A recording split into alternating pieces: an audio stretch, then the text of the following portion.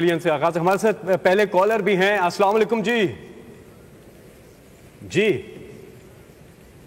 आवाज आ रही है आपको? जी अस्सलाम वालेकुम। वालेकुम सलाम जी, आप बात कीजिए इमरान खान साहब से। जी जावेद साहब बहुत शुक्रिया। खान साहब अस्सलाम वालेकुम।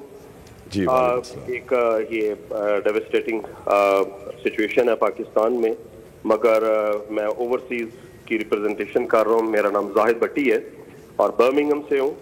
मैंने और मेरे साथियों ने हमने कोशिश स्टार्ट कर दी थी ऑलरेडी, जैसे ही हमने सुना था, और इस अफसोसनाक सूरत हाल में अपने ममलिकत पाकिस्तान के लिए और आपकी आवाज़ के साथ जैसे सारे ओवरसीज खड़े हैं, वैसे ही हम लोग भी यहाँ से आपको 5 मिलियन पाकिस्तानी रुपीस की इमदाद फिल फॉर इमीडिएटली आपको दे रहे हैं, ताकि कुछ ना कुछ एटलीस्ट वहाँ पर हमारे गरीब भाइयों का, मुसीबत ज़दा भाइयों की इमदाद का कुछ सिलसिला स्टार्ट हो सके।